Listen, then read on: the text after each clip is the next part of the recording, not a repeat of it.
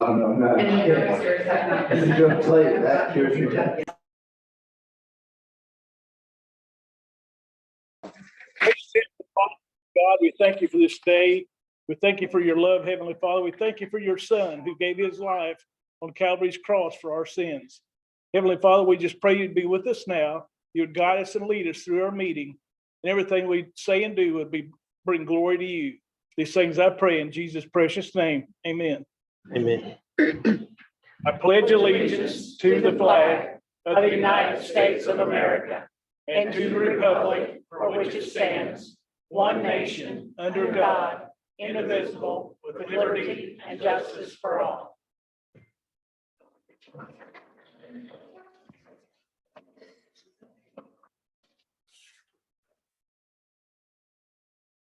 First thing is the minutes from last time. I've gone through them and everybody has, and I've gone through them. I'll make a motion to approve. I'll second. all in favor signify by saying aye. Aye.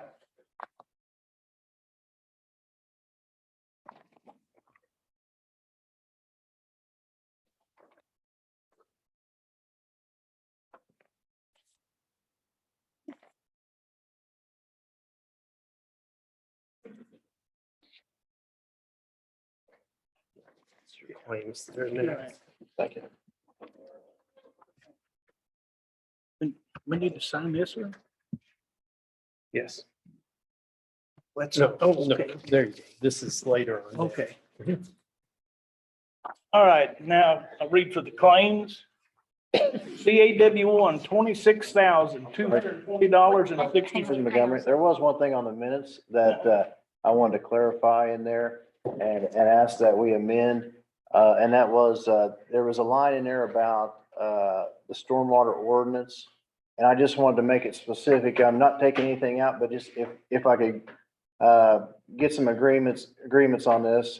I thought we should include in there that we were waiving the third-party review of the ordinance and not the specifics of the ordinance itself, because as Tenaska had pointed out, or Aravon had pointed out, they'd already aligned their stormwater plan to our plan. And so had Mr. Crabtree. So they'd already followed our ordinance. In our last meeting, the only thing we did was waive that third-party review since we didn't have a reviewer in place yet. But I hope we can take care of that tonight. But I would just make a motion that we amend the minutes for that and that only. I'll second that. All in favor signify by saying aye.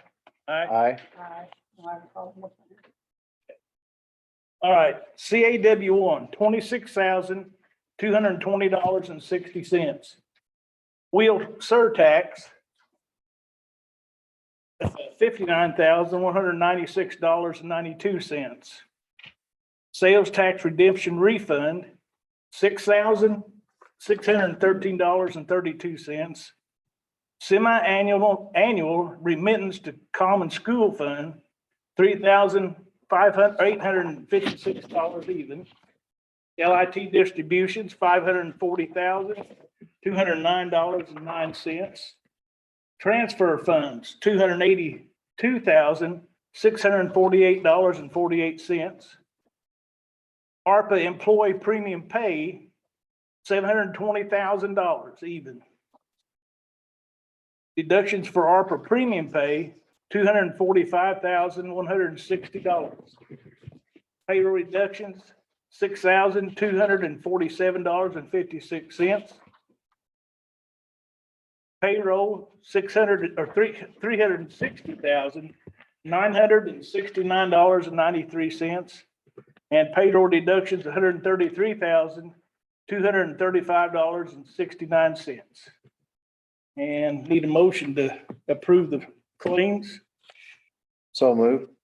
I'll second. All in favor signify by saying aye. Aye.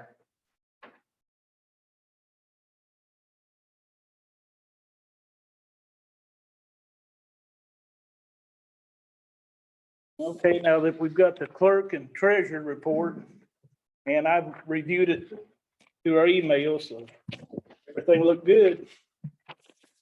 I need a motion to approve that. We just have to Just acknowledge we had it. Yeah. Okay. We're good with that? Yep. Acknowledged it. Yes. All right. Any department reports? And we'll go to old business then and get a jail update from George. But, voting on that is, public record. Friday. Just north of the. Right, Or it is public. we'll be there. There's cookies and water. Yeah. All right, increase in data drops. Wire completely. You got that, Jason, or I do not, so those new drops have been wired completely up, or? yeah, okay, I do have that. So you previously approved data drops at 18,000. The body that meets on that probation building, including the chief public defender, the chief probation officer, and others, wanted additional drops, so that increased the price to 28,000. You mentioned the vendor that's completely wired. I'm just asking for approval to increase the contract with completely wired for that amount, 28,000. Need to make a motion according to that, or?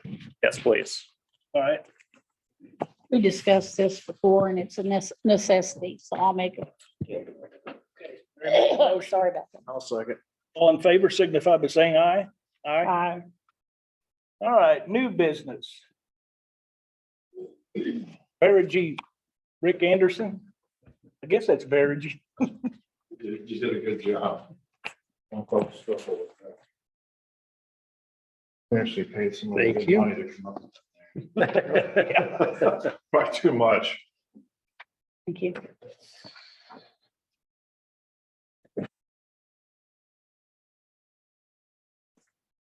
Good afternoon. My name is Rick Anderson. I'm with Verigy. We do guaranteed savings projects for counties, cities, airports, libraries all over the state. I was in the area last week, stopped in. Judy was nice to get me on your agenda. So the way this thing works is there's guaranteed savings legislation in the state of Indiana, IC-36-1-12. Allows you guys to go out and do these guaranteed projects via RFQ, RFP process. Legislation's been out there for 25 years, so it's not brand new legislation. I gave you a couple pieces of information to look at. First of all, the first page basically kind of details what we look for in your facilities and buildings. So we're looking at lighting, HVAC, any building envelope items, windows, doors, insulation. And then we do quite a bit of solar. So we've done the 3 major airports in the state. Evansville Airport, we do the parking canopies in front of the airport. Indy's Airport, it used to be the largest solar field in the year in North America.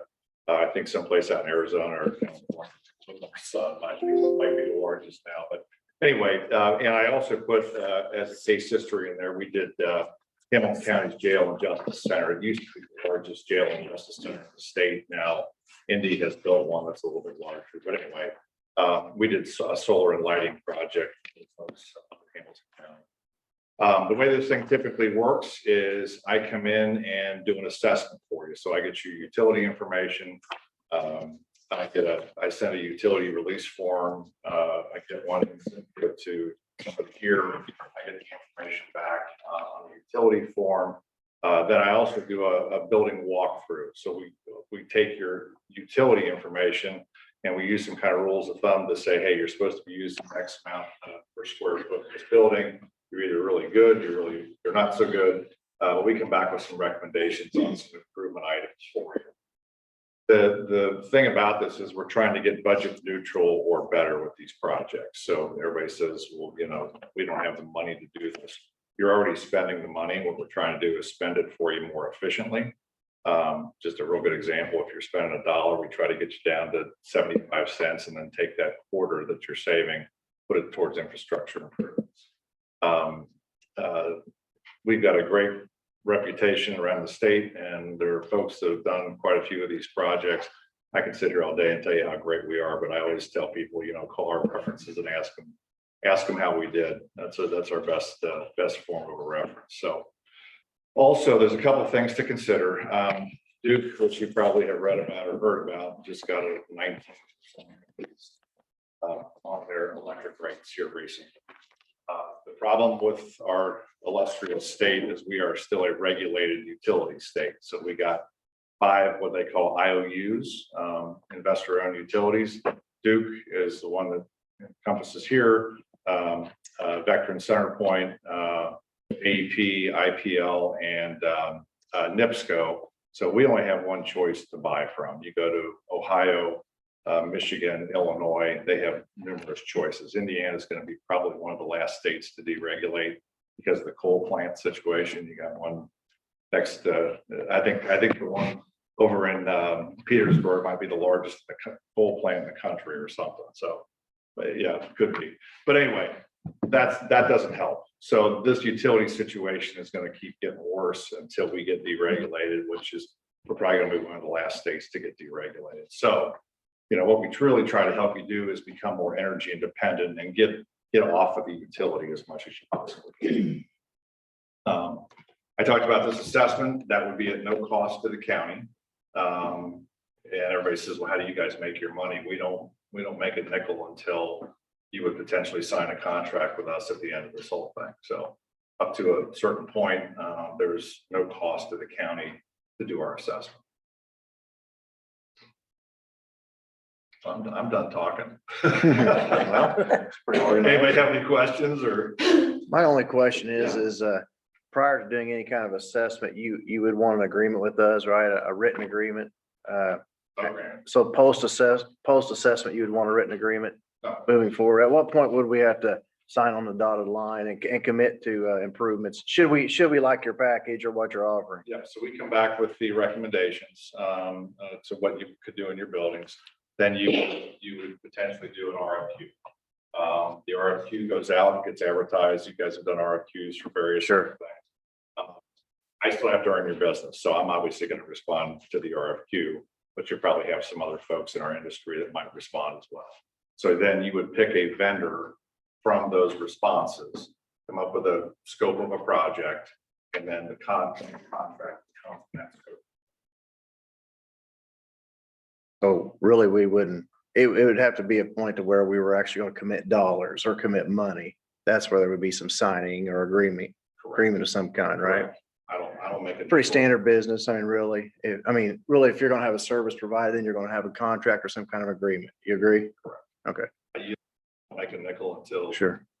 hopefully you sign a contract with me, but if you don't, I still don't make any money. We just call it cost of doing business. So, Sure. Thank you. So what would your focus be on? Would it be on solar? Would it be on? Are you analyzing all of these or on the page one? all, yeah. We kind of go in and do an overall assessment of your utility situation in your buildings. So if you've got old inefficient lighting, I'm doing a courthouse for Ripley County right now down in Versailles, Indiana. We're upgrading I think it's the oldest courthouse in the state. It's like 1860 or something. Oh, wow. Yeah, we're doing HVAC, windows, lighting, the whole 9 yards in there. So it kind of varies. Yeah, sure. Well, it may be the oldest, but we have the nicest here in Gibson County. So, Yeah, yours is nice. I mean, it's pretty special Oh, absolutely. to many of our citizens. But so I wanted to ask you something else here then. So basically, you're saying you come in, you offer a free assessment, free consult, and you put all this package together, and you're so confident in your company that you'll come out ahead and get some business out of it, that it's a worthy risk. Okay. We've done these all over the state and really have like I was telling you before, pretty proud of some of the projects that we've done. So, oh, and I forgot to mention too, the Inflation Reduction Act. I don't know if you guys have heard anything about that or not. We're still getting details on it. You potentially would get back at least a 30% kickback if you did any renewables. So any solar, solar is primarily, so let's say you did $1 million in solar. You'd be able to get back potentially at least $300,000 in a, what they're calling direct pay check by doing that. That's the other little caveat is it's. I mean, I know that it applies to consumers in the private sector, but you're saying it does apply to Yeah, us? it's in the- interesting because, you don't pay taxes, but this is what they're calling it is direct pay. So you have to fill out some paperwork, but if you get some solar installed next year, you would potentially get that 30% the following year in 2024. Have you had an opportunity to speak to our county council yet about this project or? No, What you can offer? Typically, you guys would make some kind of a motion for me to do the assessment. County council gets involved at some point, obviously, because they're the guys that are spending the money. So, a lot of times I like going to both, obviously, get your approval, but then council has to approve it too. If they don't, Right. typically it's a foreign place. So. I would recommend that you meet with them. I mean, I think it seems like an interesting project or an interesting package that you're offering. But I would encourage you to meet with them and share some of these, troubleshooting ideas that you have and ways to bring renewables into our county. I think that'd be a good move. County to county, some folks I get involved a little bit later, some a little bit earlier. Sure. I'm fine. And I'm not trying to give you an extra meeting. I'm sure you're busy enough the way it is, but we're trying to communicate with them and encourage, dialogue. So I think this would be a good opportunity for you to reach out to them and introduce yourself and even maybe put in a plug for the commissioners. The commissioners recommend that we all communicate and collaborate. I'll find out when their meeting is. And Yes. when's their next meeting, do you know? Second second Tuesday of November. No, Oh, that's election that's day. so election it's- day. That's right. It's on the, Exception of November. it's on the Wednesday, the 9th. Mhm. Happy to figure out when. At 9 o'clock in the morning. 9 a.m. Do you want on the agenda then for them? Okay. So do you guys make some kind of a motion for me to do the assessment? Do you want to hold off on that until I meet with them or? I think we better Yes. to I think so. talk to the council. We've been slapped on the hand a bunch of times by them, so. We're looking to communicate with people. Oh, I totally agree with you, so. Works for me. Great presentation and look forward to hearing from you again. And, maybe you can share with us the council's response. And I like to save money. All about that. That's what we try to help people do. Thank you, sir. Thank you. Thank you. Appreciate your time. Same. Okay, Rick, it's your turn. Kind of following on his heels, one of the many hats I wear. I test for his work because I am at the airport, so we work with the project and see it every day. So it worked out great for us. And all of our patrons, because they like to cover the parking spots. I'm before you all this evening, and thank you for your time. This just comes on the heel of us going to the council first on our EDA agreements that we have for our 2 solar projects. Without having to explain unless you need it, the red tape, all the delays in the world, we were not able to start our project. We were hoping to almost be halfway done by now. So we went before the council since it took about a year to get our EDAs and agreements together, our permitting, those big binders that I bring every now and then to the meetings. We did not want to have to redo all of that, start it all over. So we just need your blessing like we already have obtained from the council. Jason's reviewed everything and he gave his blessings on it for the council and all their questions that they may have. But our target is to start in the first quarter of next year. At worst, it could be the 2024. We wanted to give you a far enough, if there was any other delays that we don't see But we are targeting the first quarter, or the first half of 2023. So it's right around the corner still. We gotta keep all of our landowners together and everything, the package together, flowing. But there are things out of our control, and when the government gets involved in world events, there's nothing more we can do about it. So we just wanted to come before you all, since you were part of some of the agreements that were established, and just let you know, this will be not changing any dollars, not changing any timeframes, other than it had to be acted on before this year expired. We had to restart everything. I know had a couple of calls, wanting to know if the solar was still going on. I said, you know, I said, they're just waiting on stuff to come in. We're complaining about this part, but we need to be making money and put money back in our pockets that we can spend it, so.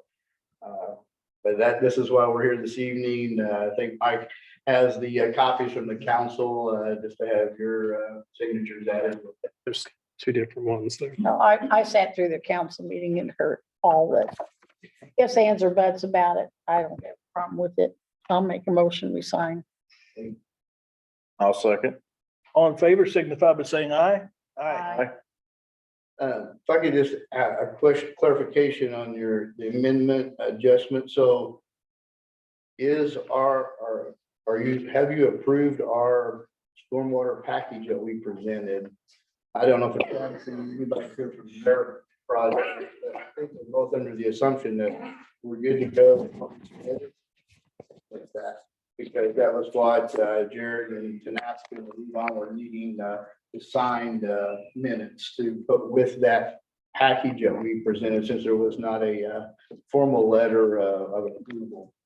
So that's all I just want to make sure. And if you need a formal letter from the drainage board, we could take Okay. care of that, I'm sure. All right, We could accommodate you. I just kind of caught just a little bit on the word. Yes, and did you understand that? Yeah, that's why I didn't want to come off when I stood up. It was like, oh, wait a minute.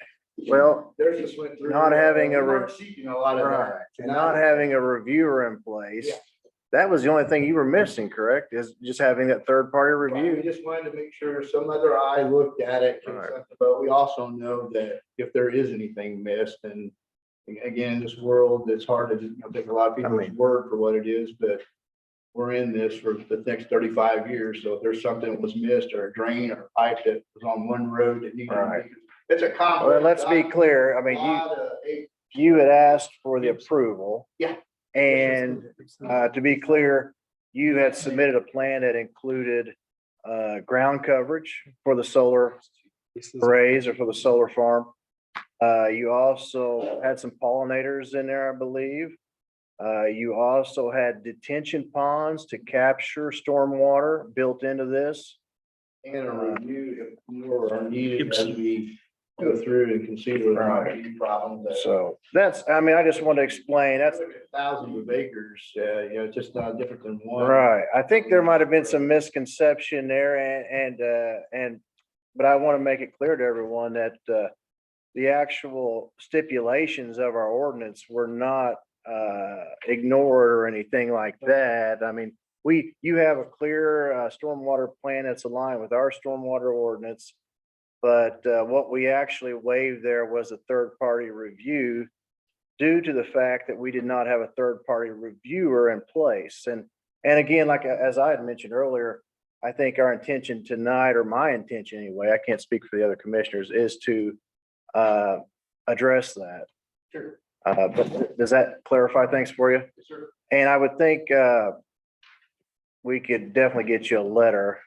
Yeah, Jared might already have one drafted, to let Jason review, just a. Okay, that'd be great. Signatories, just because when we're dealing with lenders and everybody, and this is a multi-million-dollar project, everybody wants every piece of paper in front of them, so. But I appreciate all the work you guys went through and your engineers and what you put together, because something this magnitude requires stormwater runoff planning. Miles. Right. I mean, granted, you're not really, I mean, you're bringing in some improvements that are going to slow the stormwater down. And I see that as a big plus for this project. I like the fact that you addressed the problems ahead of time. That's all I'm saying. Thank you. I mean, it's a good partnership. Like, Once it's completely signed, I'd like to have a copy of it. Leave with one in my hand. Yeah. Copies being shipped to different states, There's still additional signatures from your side that need to be on there. that back. And I would like a copy of both of those when they get signed. Yeah. You need a copy of this one before I leave with it. No, I'm After good. it's all.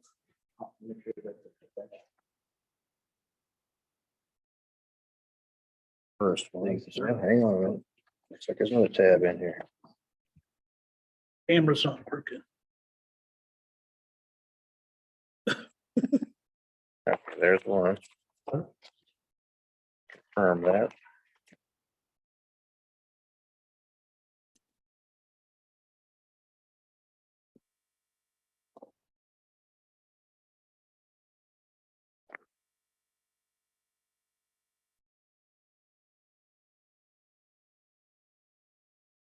Okay, there you are, sir. Thank you very much. I'll get these back, Mike, after we get on signature. You need my signature on them. I have to attest to their signatures.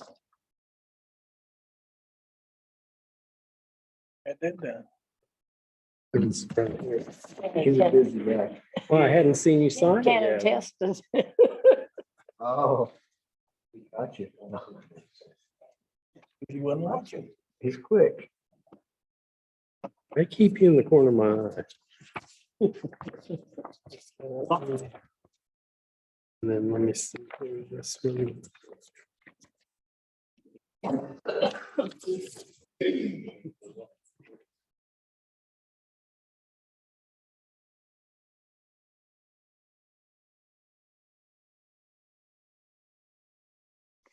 Mhm.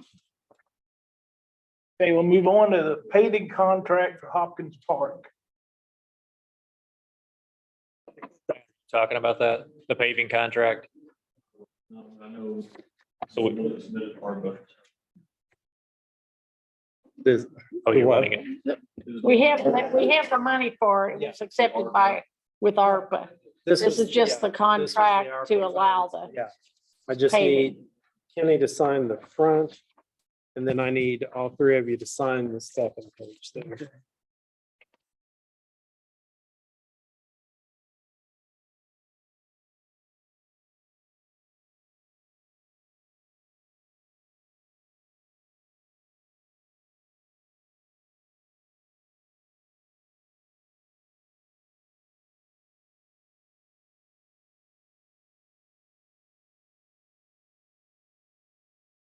Interesting, actually.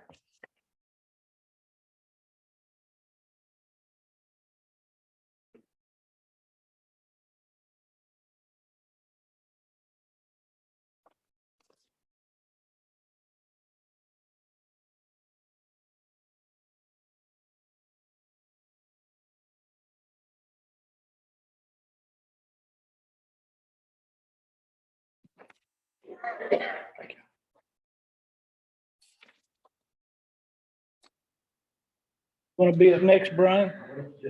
Okay. Gotta wait for my cue. Yeah,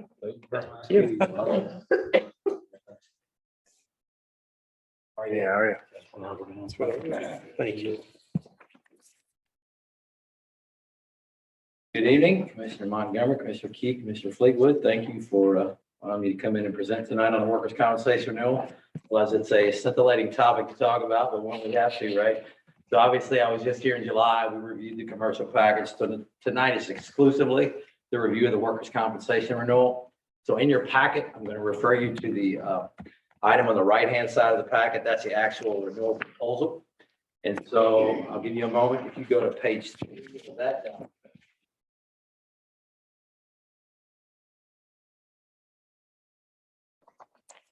One of the things I want to point out whenever we talk about this actual renewal and any impact as it relates to cost. First, I'll start at the top there. From a coverage limit standpoint, you still have a $1 million limit across the board on workers' compensation. So from that standpoint, you are in excess of the state statutory limits, which is where you want to be, particularly as a municipality. If you look at the bottom, I want to kind of dialogue on this a bit, and you look at the experience modification rating.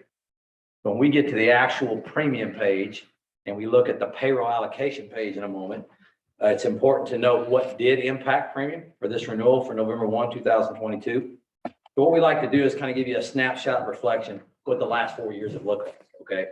So when you think of experience modification, what that's based on, we call it an EMR, experience modification rating, and it is based on your claims experience, positive or negative, and how that impacts your actual workers' compensation cost.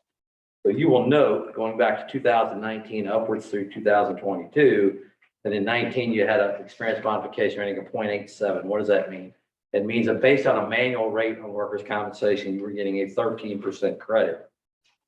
You guys have been a really, really good risk over time as it relates to municipality. I would tell you that you have far outperformed your peer county groups as it relates to what we normally see in the marketplace. So that's a testament to what you're doing now, what you have been doing.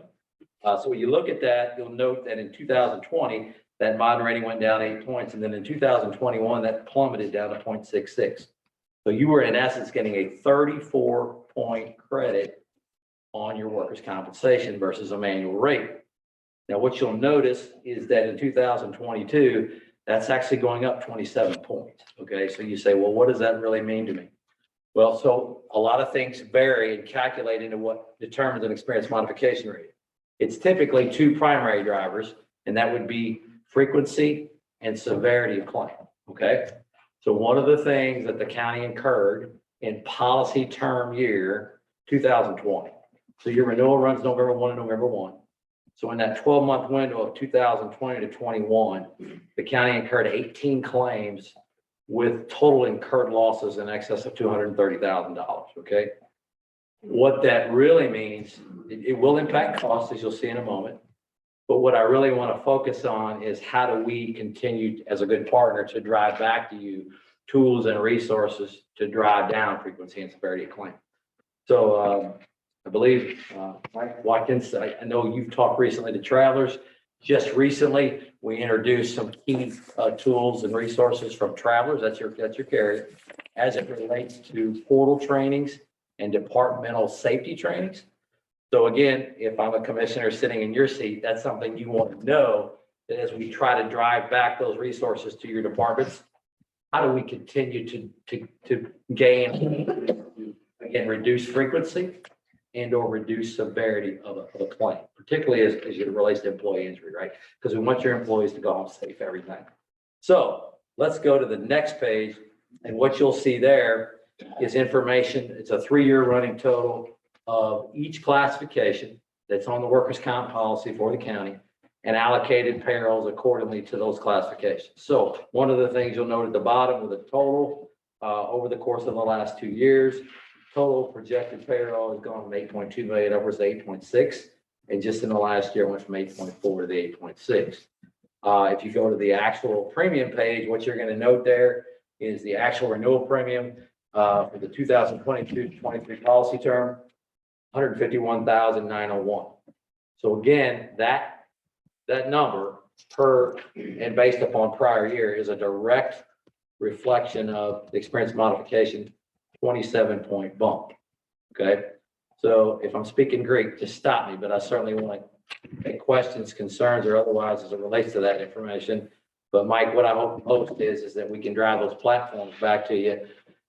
And ideally, we got feet on the ground, not just from an online portal training, but things we might be able to do on site-based safety resources, or actually coming in and training your folks direct. Because a couple of your claims in 2020 actually had some pretty significant dollars attached to them. A lot of that's related to medical inflation and other things as it relates to medical care. So the last thing I'll educate you on, there's 2 primary drivers in work comp as it relates to those costs on a claim. You've got the medical side, actual medical bills paid, and then you've got what's called the indemnity side. So when we talk about indemnity, we talk about lost time. So one of the things we always want to be able to provide to you is how do we continue to drive opportunities to get your employees back to work after an injury as quickly as possible. And again, those are things that probably as commissioners you've not discussed in a while, but it's something we should. Because getting them back to work is important because if they have one lost day, 100% of those claims dollars are factored into that EMR rate. Or if they just have a medical claim and they're back at work, only 30% of those dollars are calculated into that EMR formula. Okay, so getting employees back to work post-injury is a very big deal. There's a lot of tools we can give you for that too. Any questions, concerns? I know it's a cost thing, but it's certainly, you know, the thing about workers' comp, it's different than other types of coverage in that the variables there for control are not always in place unless you're doing front-end mitigation. Does that make sense? Do you offer any kind of like healthy living based training for your clients or in this case for our departments? Would that be something that's even possible to where maybe you come in and talk about, for instance, good nutrition, good exercise and some of those important elements of living a healthy lifestyle? Is that something that would help us reduce some of our costs too? It could. So, Warren, great question. So normally, in partnership with your health insurance carrier, they're driving the wellness component of that idea. But I will tell you, the data and statistics will clearly show that if you've got issues in the workplace that are wellness related, there's a direct correlation to potential work comp injury. Some of that could be weight control, smoking cessation, stress, anxiety, because those type of things tend to lead to work comp injury. There's a direct correlation there. Wellness, work comp. Sure is. Occupational health is a big deal. There's a lot of data out there too about work-related stress and how it relates to heart disease. Correct. But you do have some training programs that you could offer. We certainly do. We have entire portals for that. You know, the other factor there, when you think about wellness and in correlation to comp, is on the occupational health side. Do you have currently a direct relationship with an OCMED center? So at time of injury, the employees are going to an OCMED center as opposed to say an ER or an urgent care. You know if that's in place? Do you know what other counties are using? Yeah, there are some. So I get it. So the key there is proximity, right? So when you look at like in Evansville, you got the Deaconess Comp Center. You've got Ascension has an element of occupational health. Oftentimes, if you don't have a clinic that has an OCMED component to it, that can be difficult. So that's something that The hospital does have that out here. Gibson County Hospital. Yes, But they're they're not- not injury. they're not directed to go there necessarily. They can go to their own doctor, which we should be sending them to there. So do you know, does the county currently have a written document? Mandate that by the, you know that, Mike? I don't take care of the safety, so I don't know what Andy has. Some counties do that. Oh, yes. And so that's something that, again, from a document standpoint, from a template standpoint, this would probably fall in your lap, Jason, from an approval standpoint, is these are legally vetted documents we can pull from a portal. They're essentially done. It's a program, it's a policy, it's a protocol, it's a procedure that you would implement from an HR perspective that would say at the time of injury, your employee should go to an OCMED center as opposed to an ER or an urgent care. So the reason for that is this. Unfortunately, if you go to an ER, you go to an urgent care, it's typical for docs to say, well, we're going to treat this with some kind of medication. We're going to take you off work for a period of time. We're going to bring you back in for an evaluation. OCMED is more in business for you as the employer. They understand the importance of getting an employee back to work, and they're more in line to mitigate the injury at time and try to get them back to work. That's something we should continue to dial. And Mike, maybe I'm doing that with you as opposed to, I mean, you tell me how you want me to start. Yeah, it might be something to look at. At least we get some literature on it or see some examples. My only concern would be, we don't want to provide inferior treatment for our workers or our employees. And that would be my only concern. And I'm not saying that's the case here, but and I would like for our workers to continue to have choice in their treatment. So, but I do think it maybe it's something we could look at and study it further. Something else I want to ask you about, like all of our departments are like, it's kind of like having a family when you have kids and some of your kids maybe, you know, maybe they don't have as many issues as others, or maybe some of your kids listen a little better than your other kids, right? I don't know, maybe. My point is,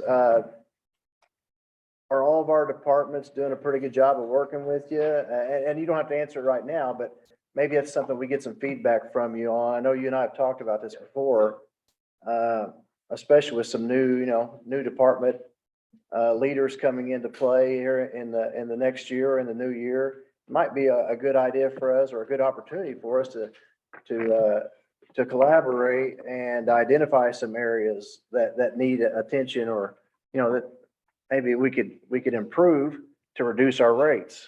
So, And so under that pretense, I may recommend a department head meeting of some sort, where we come in and actually talk about some of these tools, resources, benefits, getting employees back to work, et cetera. but I've had employees, or some of the county employees, talk to me about this very thing. Are there any programs that we can do? And maybe even make it, and this is where we'd lean on you, make it enticing to them, give them a reason to want to do it. Like, how could we promote good health or healthy lifestyles in a way that actually, they find rewarding? Is there a carrot we can dangle out there? You see what I'm saying? I mean, I'm all about saving money for the county, but I would like to entice our employees in some way Yep, understood. to improve their lifestyles and make life better for them. When I circle back with you on. I look forward to talking with you about it. We'll pull it together. Yes, sir. Absolutely. Any other questions?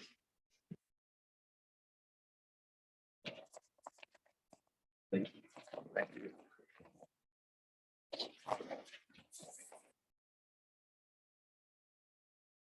Thanks, Sammy.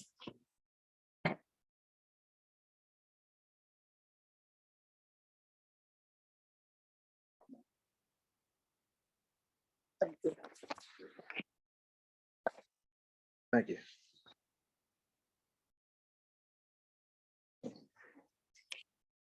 Good evening, Tammy Hack with Gibson County Economic Development. I'm here this evening to talk to you about completing the sewer expansion over at the I-69 and State Road 64 intersection. I have provided you with kind of an overview of the reasoning behind this. A letter of support from the town of Francisco, who would own, take in the sewer. The cost estimate and engineer's drawing of what it would entail. I'm just going to start out with, I'm going to be asking for funding so that we can go to the redevelopment commission and get the funding to do this project. From an economic development standpoint, this is an important project for the county. I pulled some numbers out right now. We're looking at the southwest corner that has been on the market for a few years, and we've had quite a bit of interest in that corner for development from gas stations, truck stops, hotel, restaurant. We've had interest from all of those, but we haven't been able to pin anyone down to say that they're going to develop there. Well, the reason being, there's no guarantee that there's going to be the utilities they need there. So it's vital that we get this sewer expansion completed. That has been started, and TIF dollars were used to do that project. And then just recently, TIF dollars were used to what it would take to do the boring under State Road 64. Just as an example, right now, the specific property I'm talking about is farm ground and one house. If you look at the property taxes that those two bring in, they bring in about $30,000 per year to the county. If we can develop that corner and put in, gas stations, hotel, restaurant, whatever, we can do that people would want to use when they come off of I-69. I pulled numbers from Gibson County, from different gas stations, hotels, all of that. And, it obviously ranges. On the high end, we could bring in $100,000 in property taxes. On the low end, it might be 40 to 50. It depends what gets developed. That's money coming in to the county. Mhm. Income that we need. It's income that that side of the county needs. You know, I-69 is only gonna continue to get busier. They're finishing, you know, up by Indianapolis. The plans and the funding are in place to construct the bridge that's gonna connect Indiana and Kentucky. And so it's only gonna get busier. And I hope that Gibson County can get something developed there and get some of these cars off of the interstate and into our county, spending some money. If they can pull off and get gas, you know, who's to say we have an opportunity to put some brochures out of what amenities we have in the county. Okay, we can get them to Hopkins Park, get them to visit New Lake, get them to restaurants in Oakland City or Princeton or wherever. We really need to hopefully take this opportunity and get some of this business here in Gibson County. Couple other things I wrote down. You know, Oakland City University is growing and would love to see, you know, some amenities for there. I know, you know, Dr. Dempsey is here from Oakland City University and he would love to see, we're trying to work on housing in Oakland City. He'd like to see people that work at the university live in, you know, this community and, you know, parents come to visit their students up there, you know, more things for them. Mayor Deffendall's here. He, you know, supports this project to get more business over in East Gibson. The letter from the town of Francisco, you know, one thing they said, you know, this is something that Francisco has hoped would occur for years. It's a very positive letter. I did go to Francisco's town board meeting last Tuesday and talked with their board members, and they obviously voted 3-0 to support this project. Another thing, vehicles. There's such a push for electric vehicles. There's funding out there to get electric vehicle charging stations. What a perfect place that would be for, you know, electric vehicles. So basically, if you can see the estimate came back. I had help from Matt Holden, our county engineer, and came back at around $2.2 million to do this project. And so I would ask for this group's permission, approval to take this request on to the redevelopment. Questions? Yes.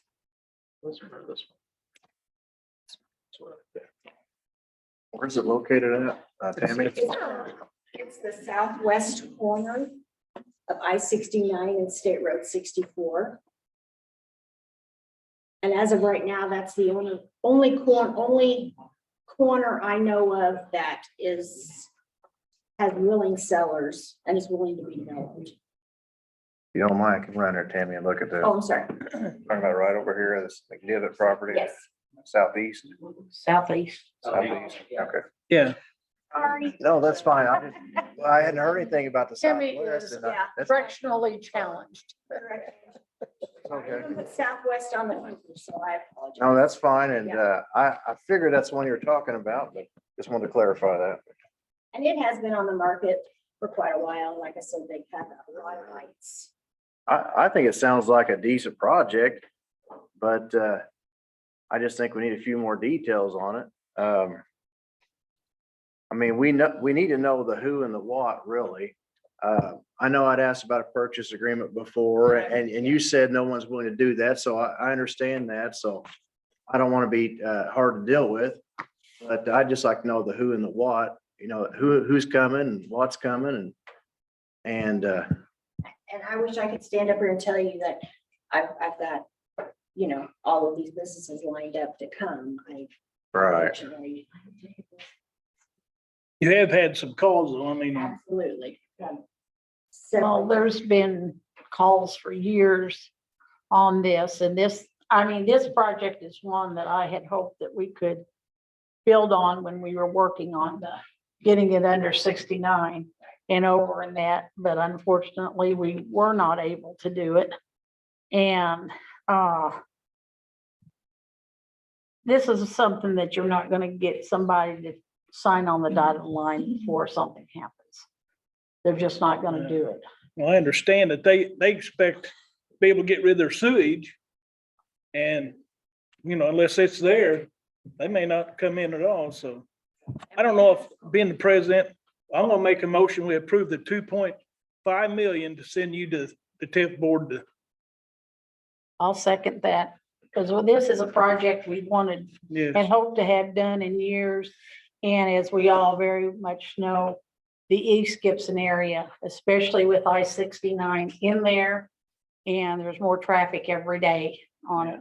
That, to be honest, we need to get our fair share and help East Gibson build up and help the university step forward. Yeah. They're spending a lot of money on sports complex and some of their different programs.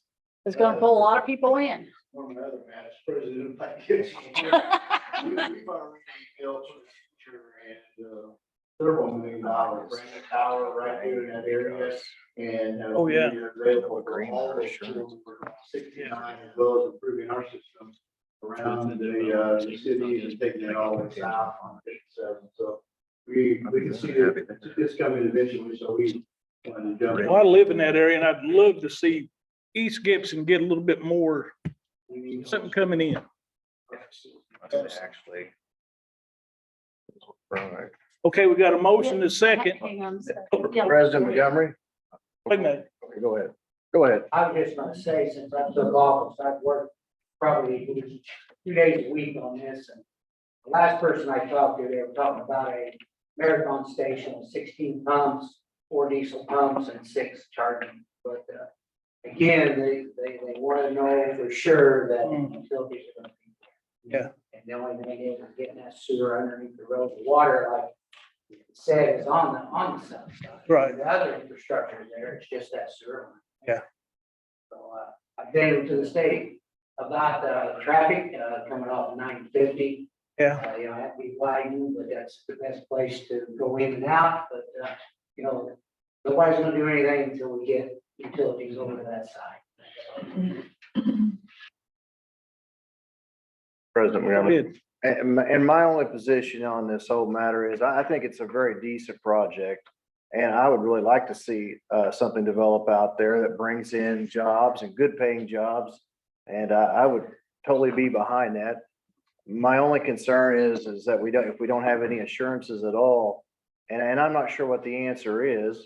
I mean, I don't know if you can, you know, require a bond or what it is, but I know like every time we deal with, when we deal with other groups, they typically want us to sign on the dotted line and I'm not trying to play hardball. It's just, I don't want to commit the dollars unless we have some kind of assurance in writing.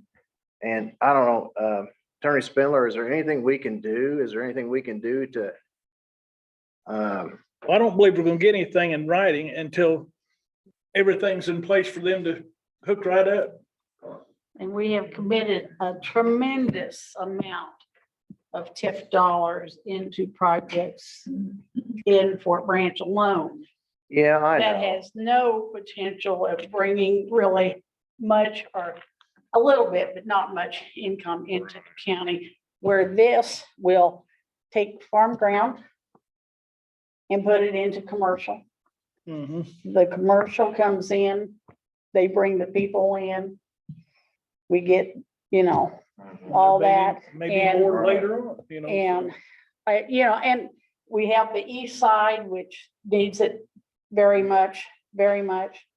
And it helps the university to grow.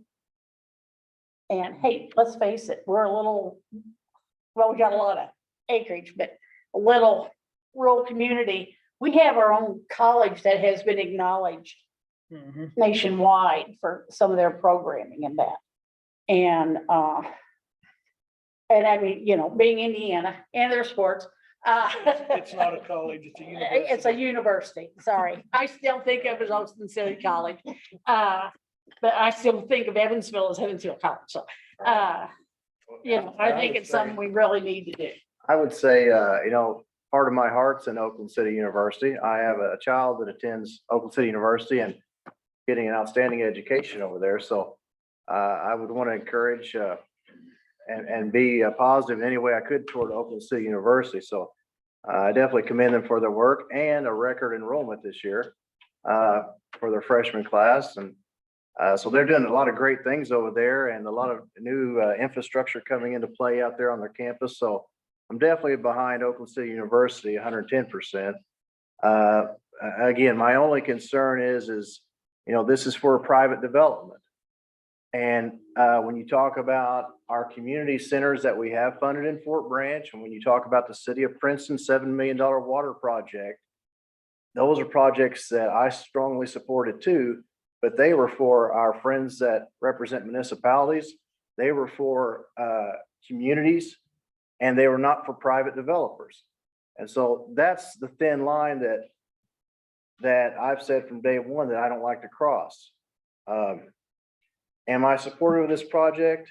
110%. Do I want assurances in writing, like I think every good businessman does? You betcha.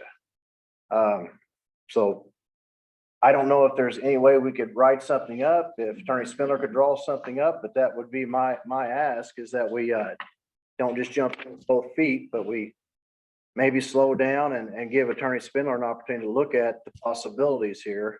But again, I'm just one guy kind of pleading my case here. I support the project. I do.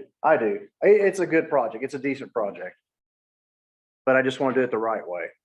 Well, the motion's been made and seconded. So all in favor signify by saying aye. Aye. All opposed? Hey.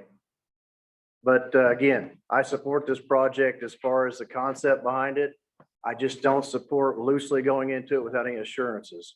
And so I want to make that clear. I do believe in improving our corridors and Well, if it don't end up, you can tell me, I told you.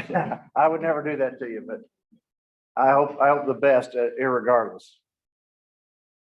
Well, I feel like this project will bring growth and I do too. advancement in that for Oakland City, for Somerville, for Mackey, for all of them along there.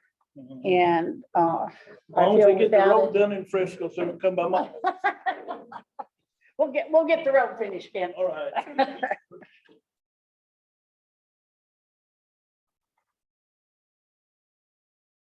All right, let's see, we gotta get rid of some property. Get rid of, good. Disposing of parcel and has this big number, but what it is it's a dirt road the county owns. And a farmer uses it to get back to his field.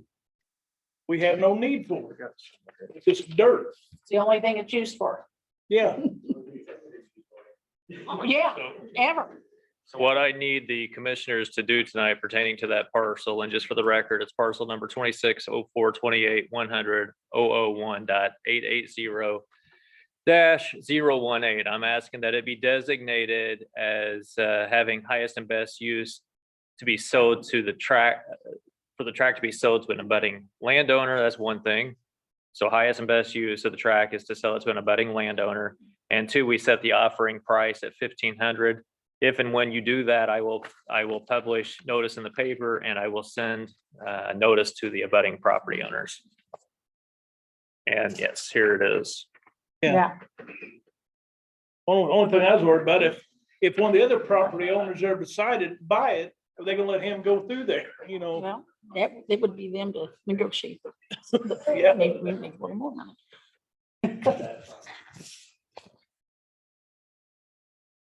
And I don't believe this is an act of landlocking or anything like that, correct? I mean, Actually, there's a parcel that is serviced by that strip and they are the probably most interested. so really they kind of need that access, They are landlocked right or now they are landlocked. Okay. without this transfer. Do you foresee any backlash or any secondary problems with it, the I do approval? not. I Okay. do not, no. I mean, the others have access to the county road. Yeah. So. I'll make a motion to approve that. Okay, I'll second. there's a motion and a second on the floor. All in favor indicate by saying aye. Aye. Opposed? The ayes have it. Okay, City of Princeton. Hi, everyone. I am Mayor Greg Wright, representing the city of Princeton this evening. Thanks for getting me on the agenda. Got a couple of things to show you tonight. A little bit of a slideshow we put together this afternoon. I'll get somebody too. Thank you, Mayor. You're fine, thank you. First off, Judy, could you show that video real quick that I put on there?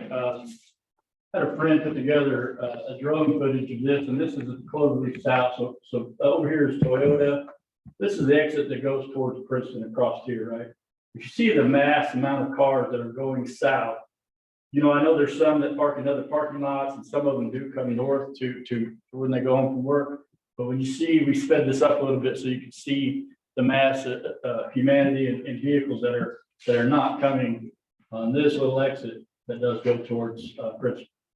So it's, you know, it's something that we've talked about for years, and it's something that is a big passion to my heart when I came to be the mayor of Princeton. Is we got to change this. We got to do some create some housing issue or, you know, opportunities, quality of life opportunities, and things like that. So Judy, if you could put the slideshow on for me real quick.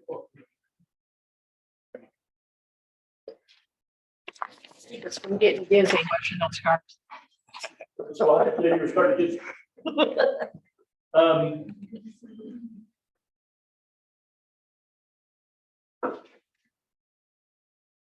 So when you look at the population of Princeton, this was an interesting fact that I thought, you know, going clear back to the turn of the century, Princeton hasn't really changed much. At one time, we did have a peak population there, 9,000 people.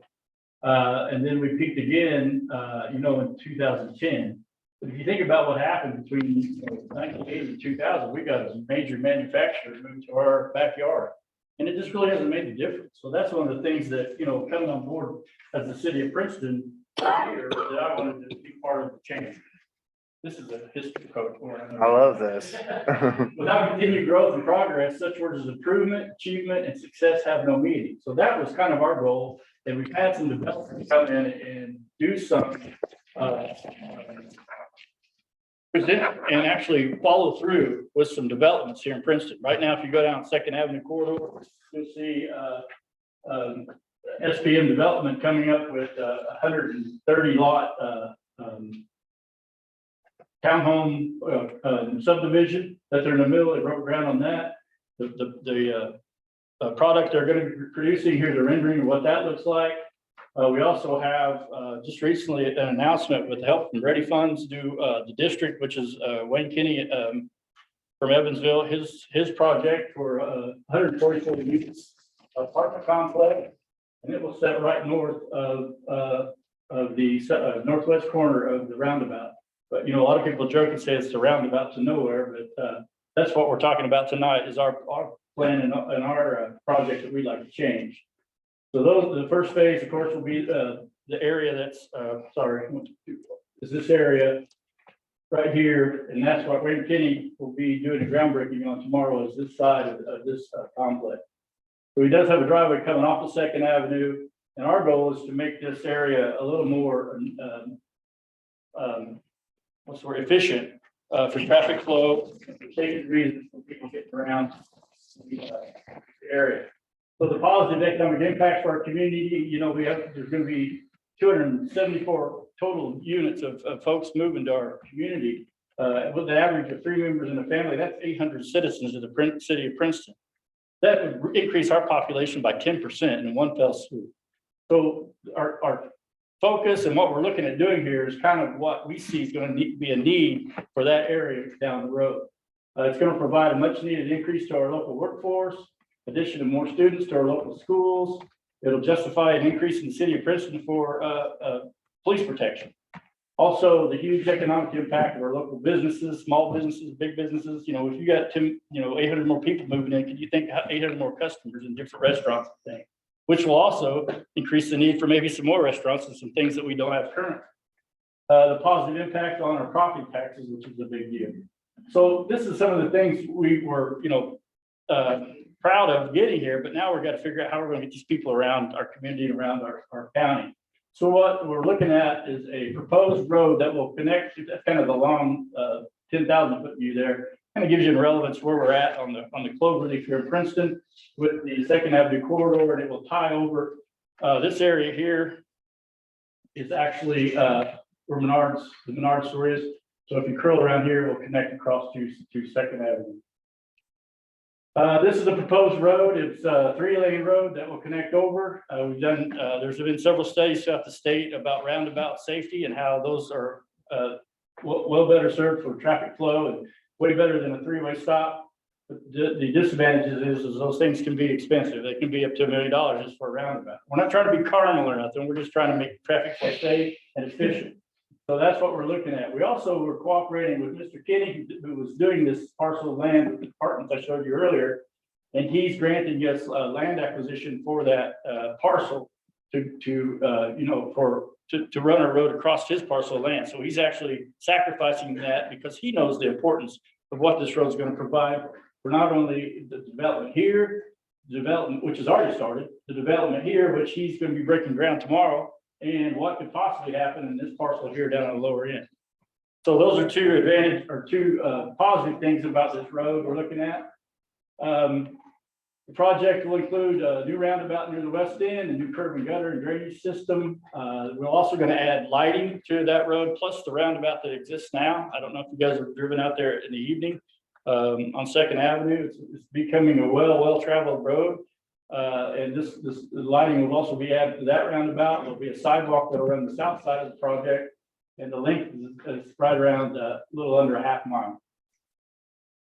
So my request tonight, I guess, is similar to Tammy's, is to be passed on to redevelopment. We have some skin in the game, as you would say, with $1 million we've earmarked for this project. Our request would be for 3 for the total project cost of $4 million. It would, of course, be depending on, we've had a couple estimates from our engineers, and that price is not looking cheap. So the longer we wait, the more expensive it is.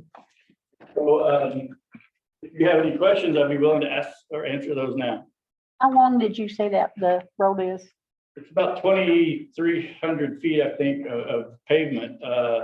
If you measure it across with like the beacon tool that you can measure, I think it's about 17 or 1,800 foot from the existing corner over to the edge of the roundabout. One of the things, I don't know if you guys noticed, but on the roundabout, we do have to do a little bit of re-engineering because the existing roundabout is shown here.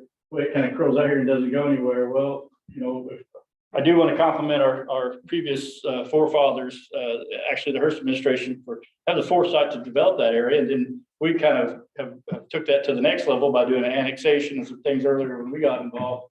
And we're going to have to revamp this little bit of corner right here and kind of straighten it out to stay on the Wayne Kinney parcel of land. So that's going to cost a little bit extra, but traffic flow and everything has been approved by the engineers. So we've kind of done our homework on that.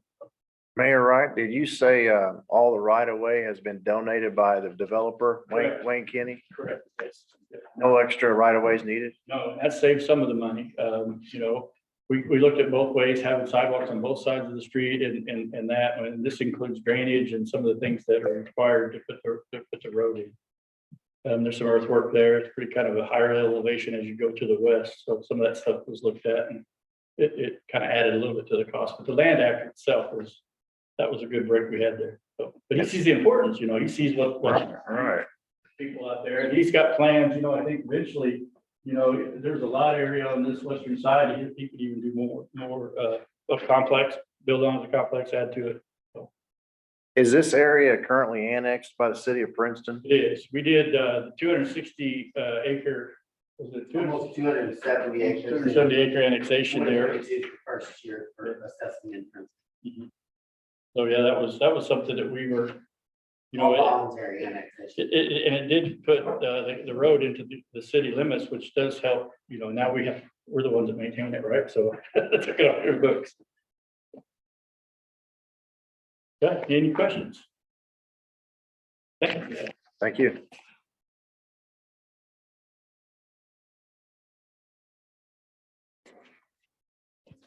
Well, you know, like, you're right, Ed, not used to saying that. It gives another access to the city of Princeton and the amenities there. It will take, I would think, quite a bit of the pressure off of the 4164 exit, which I personally hate using. I mean, they improved it a little bit when they changed the angle of, but, yeah, I think it'd be a good investment for the county and the, city of Princeton, obviously. And so, you know, I make a motion to approve $3 million. Well, my only position is, it's, you know, it sounds like it's I think that would improve traffic out there, just looking at it on the first thought. But I'd like to have some time to talk to our county engineer and see if he has any concerns about it. That would be my first thought.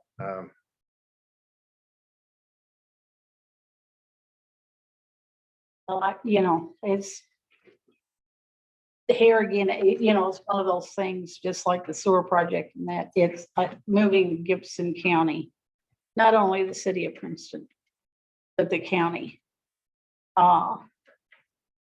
And, you know, into a future. And, you know, you think about, yeah, you think, well, I know there's a lot of people, I don't want to see change. I don't want to see that. But if we don't grow, we're going to just go downhill.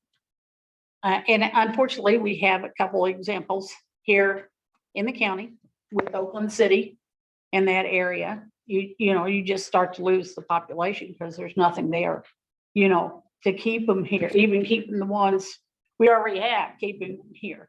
And I think this is a step forward to, you know, not only bringing other people in, but keeping our people here. Second proximity of where it says in the township that the might create from, Right. for the project with talent retention, job creation. I mean, jobs are here, but we need people to work. And this is actually just located down over my hill, so. This area in the Rhinebeck TIF area, Residential tip and a commercial tip, both in that. okay. So the property tax out there is captured by the Rhinebeck TIF, or is it?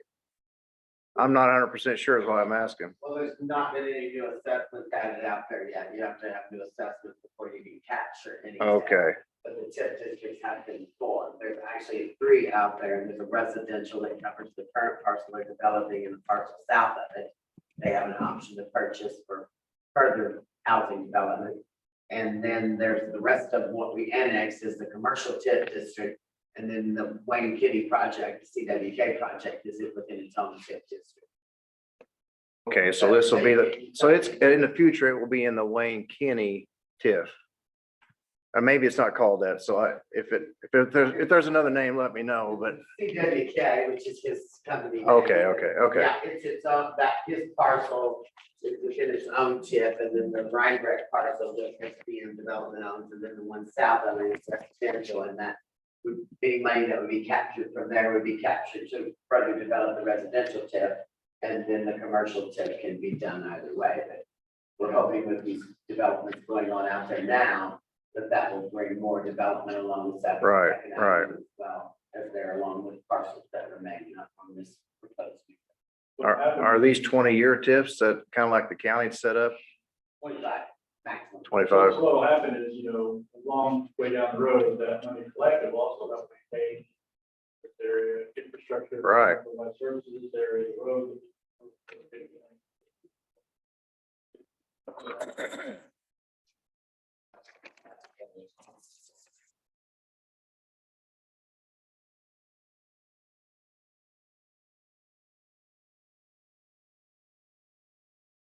Well, since there's not a second, how about 2 million? I'd like to make a motion to approve 2 million.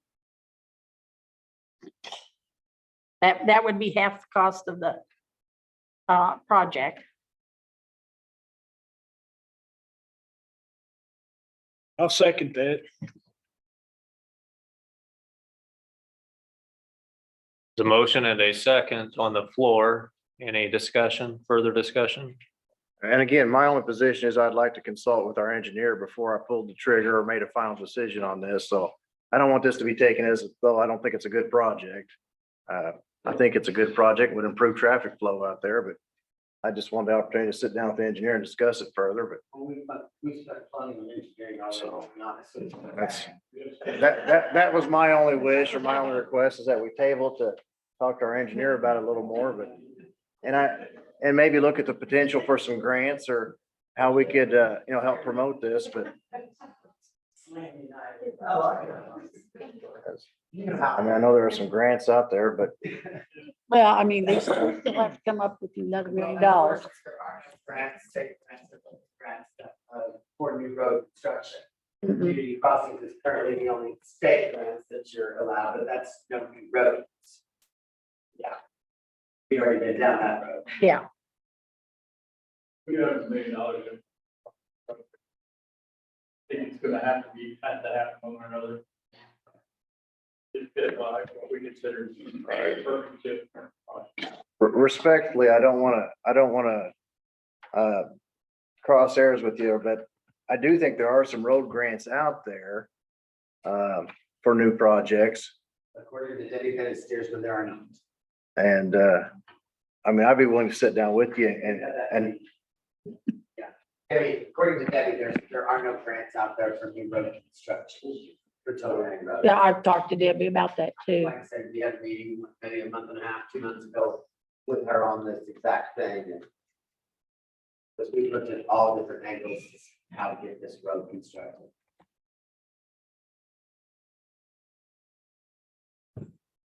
So there's a motion and a second on the floor. No other discussion, I would assume?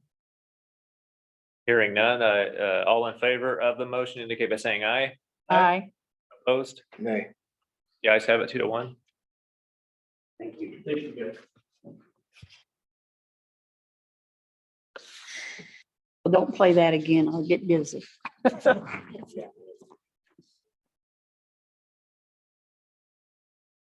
Okay, YMCA.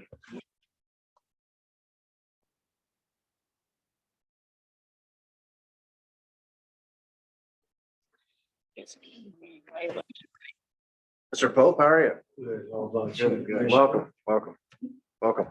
Thank you. All the commissioners, Montgomery, Eve, Fleetwood, Jason, Mike. Thank you for allowing us to come for you tonight. I know we're the last thing on the agenda here. We're in between you and Denver. We'll try and make this concise. We want to do two things tonight, pretty much. It's been a while, so we want to give you an update in terms of the project. We also want to talk through some challenges we've experienced with the project. Some we've overcome, some we have not been able to overcome. One will need us to make a request to you to go before the redevelopment commission to discuss how the funds might help with some city infrastructure issues that we have related to the project. First thing we want to do is talk about construction timeline. Where are we? Some time ago, we engaged Hafer Design, architectural firm out of Evansville, reputable architectural firm. And we came before you and gave you some preliminary designs. We'll be able to show you some better renderings today. But nonetheless, they're completing the drawings, the construction drawings, and we should have those available to our construction managers in November. And once they go to bid, we will pretty much have a project ready to go and make some awards off of it. But there's some work to do before we get to that point. Once we do award contracts, it's an 18-month build out. Wednesday, October 19th, want to make sure all of you have a personal invite. If you are not aware, the commemorate the start of our project and Mayor Copeland in attendance and participating in that groundbreaking. Soon after, we anticipate starting some demo work on the current square footage that we have, the old Lowell South Elementary School. We believe we can jump in and do some demo work on that right away. What's the scope of the project? Our project budget right now is about $21 million.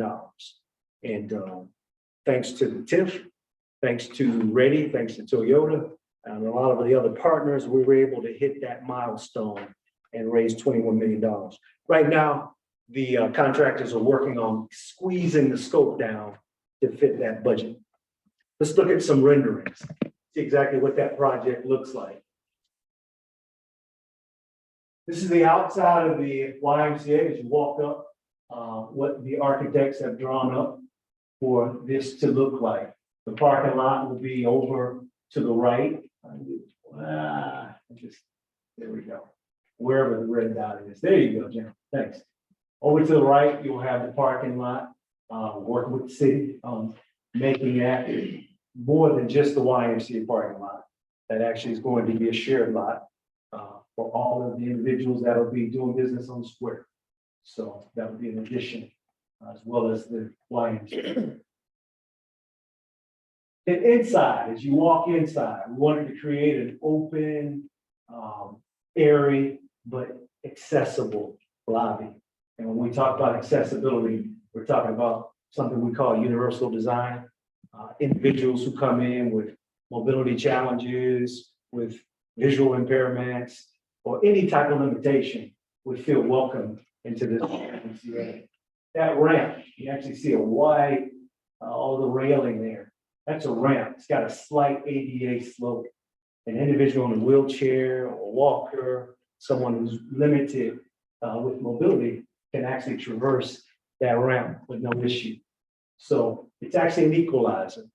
They don't have to go up the elevator. They can go up the ramp with everyone else. The doors will open up as soon as you come in. You don't have to push a button because you're limited in mobility and can't open the door. It'll open for everyone. So it's got some unique cues that we've integrated into this design. It's another angle where you can see how that ramp slopes upward, and that'll take you to that next level, which will show you some floor designs. The floor plan is as such. When you come into the yellow, the top, that was that lobby we just showed you, the entry. And you'll see where the ramps identified. Office space, multi-purpose area that will be used for community, individuals in the community for events, functions. And then there's a teaching kitchen there. It's one thing to work out. We want to teach people how to eat healthy and be well. Talked about that earlier with the workman's comp. So I think the YMCA will help get some of those numbers down for you, the wellness program. Good to hear. In the blue, you got the aquatic center, and we are working with all of the schools in Gibson County, pretty much the university as well, on making this an aquatic center for all. Where we can have competitions and teach kids how to swim, but also have aquatic facilities for families to utilize. Along with that, you'll have all sorts of locker space where people can change. If you come in to get a workout in the afternoon and you got to go back to work, fear not. There's plenty of locker rooms where you can change, hang up a suit, go get a swim and get back to work. And then the existing side, what you'll find with the red and the orange, child watch, kids zone, STEM lab, universal lounge. Those are areas that we deem the youth wing. So kids in the neighborhood that don't have a lot to do in their discretionary hours, they'll have plenty to do at this YMCA. And then there's the gymnasium. That's the current gym. And we'll go in and pretty it up. It'll serve the same purpose, basketball games, other activities. And then there's multi-purpose space in the back. Second floor, once you go up that ramp, you'll end up on that landing. And that first thing you'll notice is group exercise room, one of the group exercise rooms. There's actually two of them on that floor. That will be where we have the cycling classes. So if you've ever taken a group cycling class, you're in for a treat. We'll have that a prominent feature in this YMCA. Then next to it, regular group exercise, so your aerobics, high impact and low impact aerobics. And then as you make your way down the hallway, there's the wellness center. And that's where you'll find all of the fitness equipment, the weights, the cardio equipment, everything to get you healthy and well. And then there's a multi-purpose wellness center in this footprint as well. To the far right, the gray space, that's what we've identified as partner space. We're going to be bringing in individuals to serve alongside of us that complement our services, things we don't do well, that they can do for the community. We've had some great conversations with Pro Rehab about coming in and occupying that space. We've also talked to outfits like Cancer Pathways, so they can come and work alongside of us and make this community healthy and well. Pretty much, that's the floor plan. That's what the YMCA will look like. And it always came down to, not us building a Y, we will build a YMCA. It's just what type of YMCA we're going to build. So challenges, some things we've overcome. When we had the property donated by North Gibson School District, we had some soil contaminants that we had to deal with. The school district's been stellar at handling all of the issues related to that. And at this point, we're really close at getting a full bill of health, clean bill of health from IDM in terms of the soil contaminants. Next thing we had to deal with, like everyone in this room, inflation. Our project started out a year ago, almost a year ago, just short of that, at $18 million. And now it's $21 million. So the escalation to the tune of about 14%. We were able to go back to our current donors and fortunately have those individuals kick in extra dollars to close that gap. But what we've experienced now is we've gotten into more of the nitty-gritty in terms of the site planning and things associated with digging and getting this building actually built. We fully realize the scope of the city utilities that are flowing onto the property that are routed directly onto our property. And that's held us up somewhat because that needs to be addressed. So tonight we want to show you what that scope of work looks like and how it's impacted our project and how the TIF can help address that from an infrastructure need. I'm gonna call on Jennifer Brown, our Chief Operating Officer, who's been intimate with the project. We'll pull that up. Before you make a transition, how much of that footprint is existing structure? So the existing is right here. This is the wall, Okay, and then it goes down and then over. So this is the existing project. Then below. Yeah. Wellness center and. And then the rest is new. Yeah. Yeah. So with the red and the salmon, I mean, that's what you have now at Lowell Elementary School. Okay. And everything else on the left, that's what Jennifer's gonna talk about, the impacts on that side, what we've experienced as of late, once we've engaged our engineers. Any other questions related to the design? Yeah. Jump in. So as we got into the project and we started mapping out the utilities, we realized that we needed to call on some others, and we formed a task force. People who are on that task force is Mayor Wright. We have Josh Peach, the utility superintendent, Clinton Smith, the street superintendent, Aaron Roner from Commonwealth, and then Eric Harted from United. And I appreciate Mark McNeese being here from United and support of the project. Jim Morley, Ryan Steinhardt, and Jennifer Kissel from Hafer, and Dan Alcorn from Garmont. So you can see that we have a wealth of knowledge and expertise on this task force to help and guide us into looking at the utilities and deciding what plan is best. So here's the current building. The green is sewage.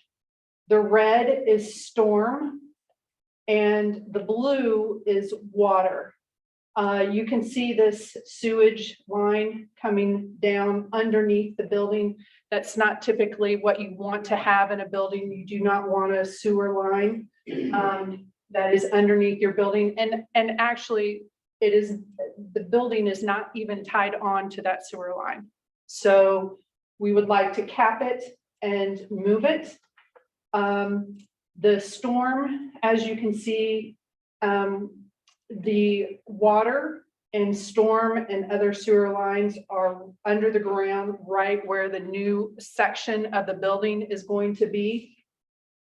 The water, and I'll talk about the storm water, which is red, it flows down this hill. It all kind of comes to pass right here where our front entrance is going to be.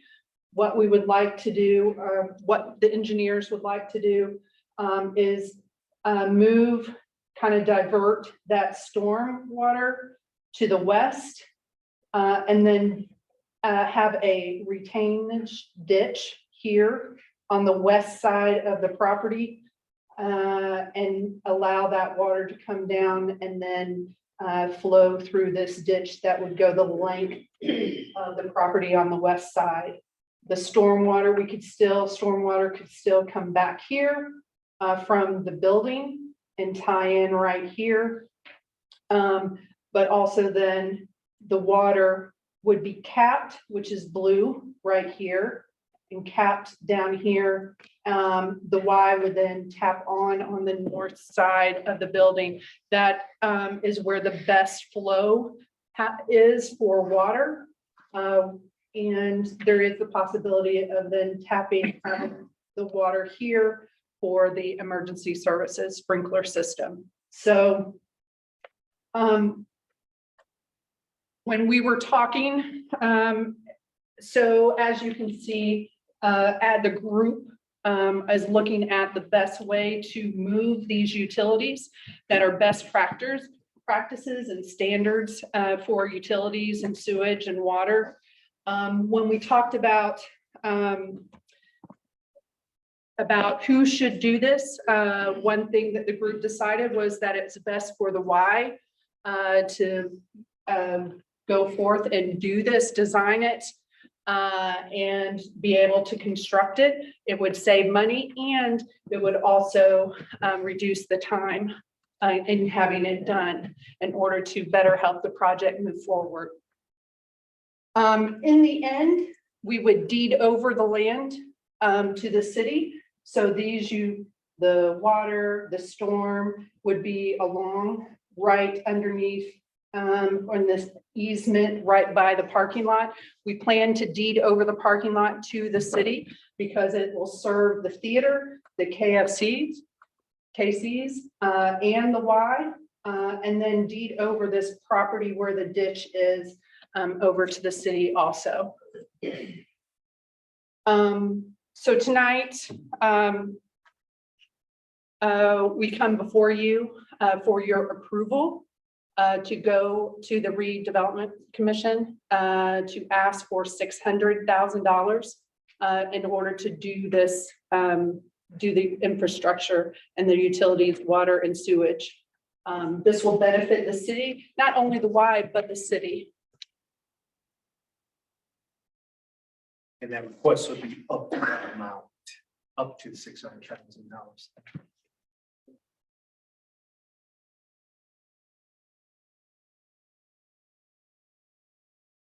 Any questions, concerns, comments? Well, I think that, I mean, because there's been problems all around Lowell because of the flow of the water kind of down and across just the slope of that ground itself. And, that you definitely don't want stormwater or anything underneath flowing underneath the pool.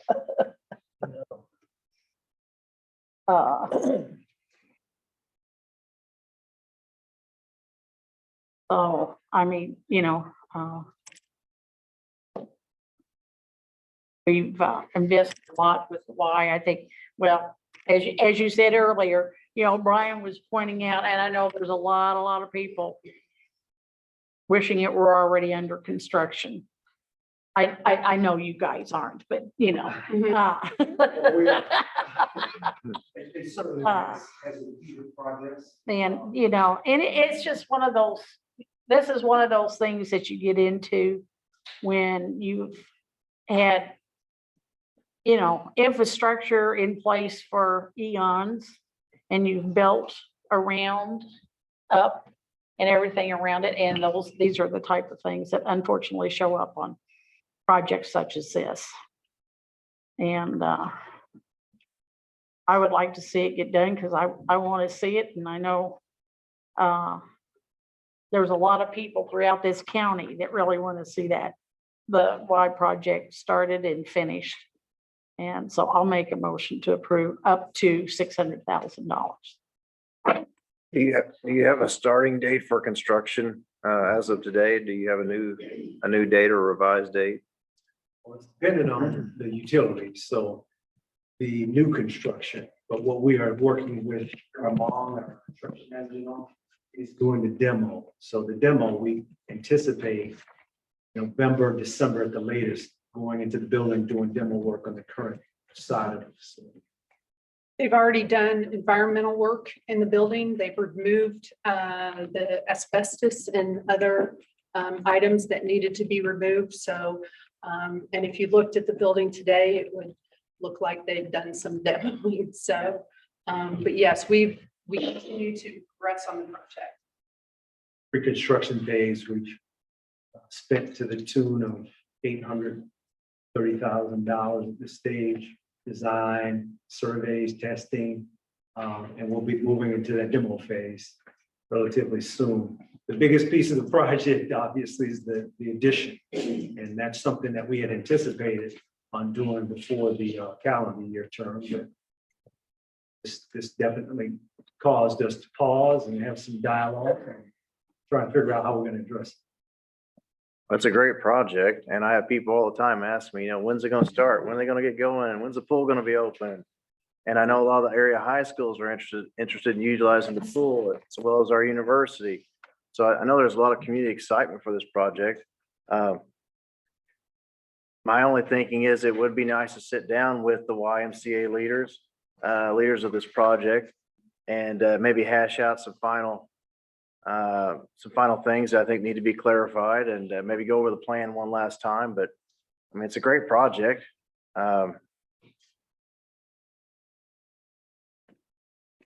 That's my only thought is I think there are a few things need to be hashed out ahead of time.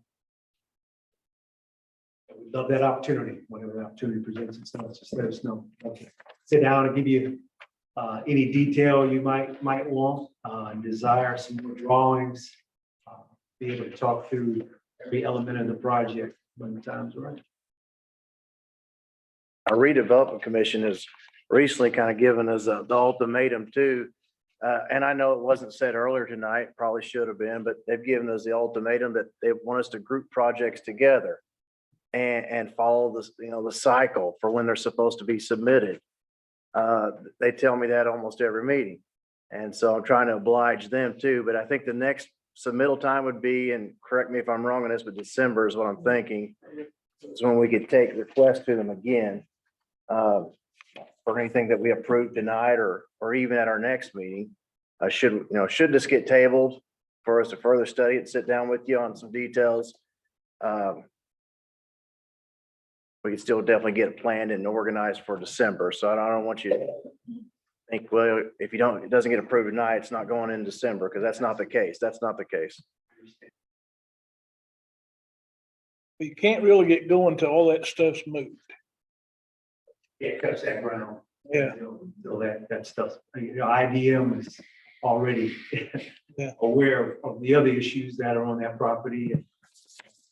All the utilities moved, the storm drain, everything, then you get started. So I'm a second to motion. A motion and a second on the floor. Any further discussion? Hearing none. All in favor of the motion indicate by saying aye. Aye. Opposed? Guys have it unanimously. Thank you. Thank you. Thank you. Thank you.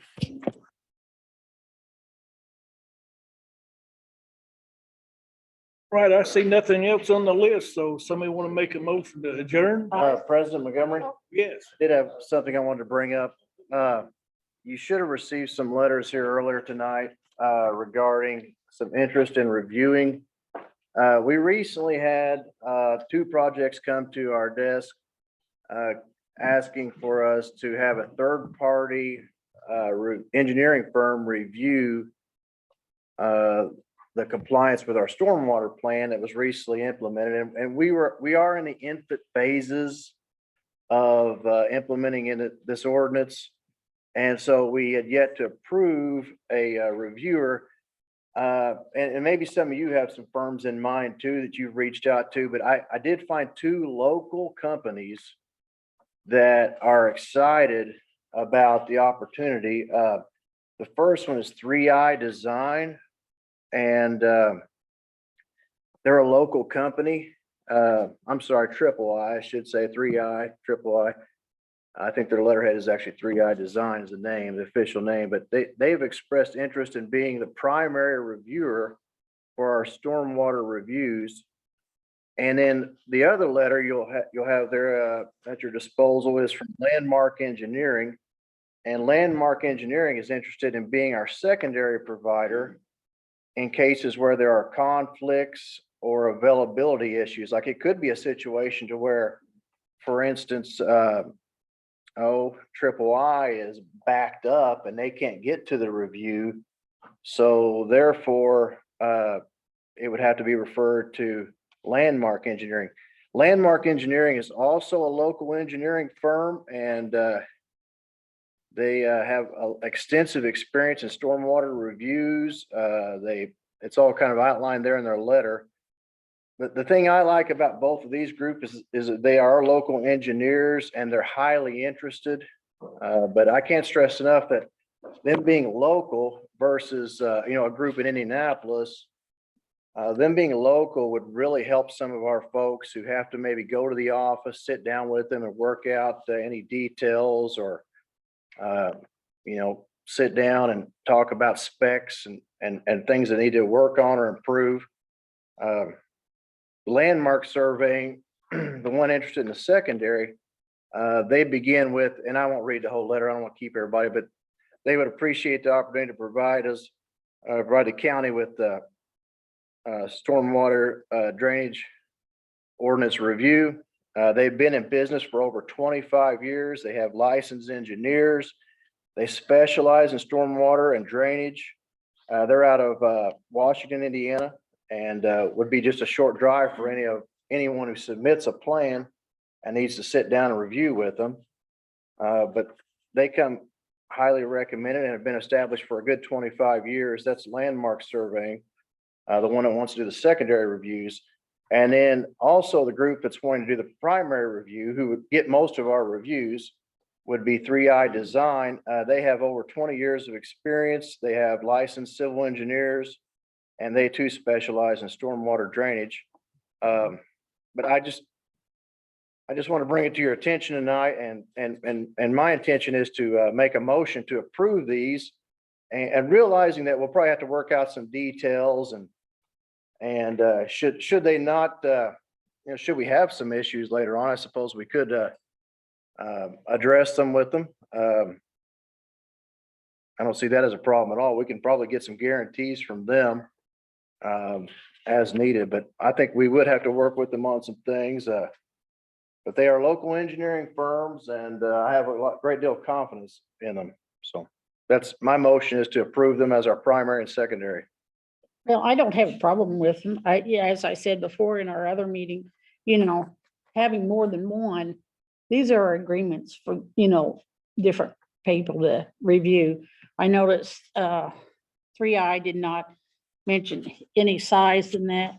Landmark said they did up to 100 acres. Our one was 2,500 acres. There's no list of, say, municipalities and such that any of them have worked for. I'd like a little more detailed information. And I think we also need to consider I don't like the wording of primary, secondary, or what, because the one we worked with to develop our stormwater ordinance and that, they're top firm in the state, but they're used to doing multiple acres, thousands in one, and municipalities and that. So I think we need to consider them all and on an equal basis. Like I said, I don't have a problem with these. I'd like to have a little more information, Right. on their experience. I mean, they're engineers, or they want to be an engineering firm. Right. I can assure you that they have combined close to 50 years of experience, and they have worked in a variety of municipalities and counties, and they are staffed by Indiana licensed engineers. I believe some of them even have engineers that are licensed in multiple states. And they outlined that in some of their Well, items there, but Yeah, I don't think you would have any issue of accreditation or, these are professional engineers and very experienced in stormwater review. So I can assure you, you would get a quality product. But again, that's my motion. If- oh, I'm not denying if I can that. Pick up a second. Like I said before, at our previous meetings and that, I think we need to have more than one, even more than two. We're not limited on how many we can have. It's just an acknowledgement with the firms that we can use them. And we can base that on, their experiences and knowledge on, and stuff. I mean, what I know about these firms is this, what's on these two letters. Sure. My motion is for the two, one being a primary and one for a secondary to avoid confusion. That's what I'm putting out there. Why can't we include the firm that actually helped us do our stormwater maintenance plan? We don't want to kick them out because they're the ones that wrote our plan up.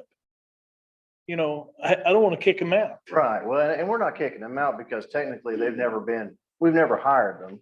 No, we didn't And do we that. have paid them, we have paid them for the review. So I don't want you to feel bad about them not being included because that shouldn't be the case. Right. And they are a very, very strong firm. What I'm proposing is we keep it local with our reviews. And that's the big difference here. So versus someone having to go to Indianapolis, sit down with a group in Indianapolis and have it reviewed, if we do it the way I'm proposing, and again, this is just my thought, then we could actually go in there and locals could go in, sit down and have the review done and just, be 30 minutes from home. I thought that would be very accommodating. Plus, we're supporting our local businesses. You know what I mean? We're supporting local. I'm not And, saying not to. Right. So that's my motion. And Yeah, well, I just don't want to leave that Burke firm out. well, as Mary said, they are a leading reviewer in the state, so they get plenty of business, I'm sure. Yeah. I don't think you'd hurt their feelings, but I can't speak for them. Well, the thing is, to me, I really can't. with our solar project, that is a huge stormwater thing. We have possibilities of others maybe coming in or what. And I just think we need to have a known firm that has worked with multiple acreage. Because as you grow the acreage and cover more, and regardless of what their ground cover is or whatever, you're involving a whole lot more. And I just think we need to have them on board. I mean, I understand the local, and in this day and age, in all honesty, I'm not sure how many of them are gonna go sit in, like Mr. Crabtree might have, because, Right. it was just a small project and that, but, in this day and age, as we all learned the past couple of years, there's a lot can be done by the internet. Well, again, I would just ask that we think of some of our local citizens and, helping them out as far as and also some of our local firms and supporting local or regionally. That's my intent. And, I don't want to see us, here's the thing. I don't want to see us in a position again where we're not ready to review. Commissioner Montgomery, I throw this out there. If in 6 months we're unhappy with our primary and secondary and we, They're not gonna be under contract. right. No, If it's if just in an 6 agreement, months we have professional some, agreement. if in 6 months we find out that they really love red tape and are anti-development and there are multiple issues, then I say we re-examine it. We sit down, but I would like to get this in place tonight because I really feel strongly that we need to be prepared for these upcoming, as Mary said, upcoming solar projects or other projects that are going to be on the table. And that's why I have no hesitancy. That's why I want to make sure we get this taken care of. At our last meeting, we did not have a reviewer. Yeah. And, but I would appreciate some support on this from either one or both of you. I'll Well, go along with you, but I still don't want to kick the Why- Burke firm why out. can't we add the other firm? Yeah, I mean, at this time. I It's just think, another okay, firm. here's my thinking on that. I think if you do that, I think you're looking at having 3 versus just 1. Like the way I'm proposing, we have 1 reviewer, right? Unless there is a conflict or an issue, then the other one could help or accommodate. What I'm afraid of happening is if you, for instance, how would you designate which firm gets the business if you don't designate a primary? That's because I thought about that myself. I thought, in all honesty, I thought about that. How are you going to do it? Do you just like, he gets it this time, he gets it this time, he gets it this time, or how do you do that? So my thinking, my rationale was you need a primary, and I believe most counties do it this way. You have a primary and then you have a secondary in case there's conflicts of interest or should there be, like, for instance, just being busy. I mean, sometimes companies are busy and they can't get to it. Well, who are you going to go to? Well, maybe you could do a Landmark, maybe you could refer them to Landmark, maybe you could refer them to a Burke. I mean, I'm not ruling out this Burke that you mentioned by any means. So maybe we identify a primary, a secondary, and then like a third group. Yeah. But there needs to be some kind of order to it. Otherwise, we as commissioners or a drainage board, we don't know who's getting the work. And I think you'll find a majority of counties have, maybe this is the best way of putting it. I think the majority of counties rely on a primary. I'm gonna go along with you as long as we just don't kick Burke out of the picture. I greatly I don't wanna appreciate do that. And that's not my intention, by the way. Yeah. It's just, it's gotta be organized so that we have a place to go Are you to. willing to add them? So if you want to put them on as a 3rd tier, should, Well, I just don't want to leave them out right. since they did Well, do our you know- stormwater ordinance. Well, and I feel like there's jobs that these two, like I said, all I know is what's in this letter, and the one, I believe it was Landmark, said they did 100 up acres. to 100 acres. Yeah. There's a big difference between 100 And you get acres. Rick coming in here saying, I want 2,500 2,000 acres. Sure. You know, And it's- so, I mean, I'm pretty certain they would like the work. You know what I mean? I mean, I can't speak for them, of course, but I think if you tell them 2,000 acres, they're gonna be like, well, yes, we're very excited about that. They're but, probably, and they have to be able to but do it they're in a timely accustomed- manner. they're accustomed to parcels that are smaller. I Well, mean, how many people develop 2,000 acre parcels? Not too many other than this guy, yeah. So I think that's why they put the 100 acre on there. It's just, it's not their regular I'll thing. second. well, exactly. Okay, I got a second. Thank you, sir. So the motion was amended to have primary as 3I, Yes. secondary was who? Landmark, Landmark, and then third is Christopher Burke. Burke. right. And we have a second to that motion. All in favor indicate by saying aye. Aye. I'll say aye because we have to get this in place. Opposed? Ayes have it unanimously. All right, somebody want to make a motion to adjourn? So move. All right,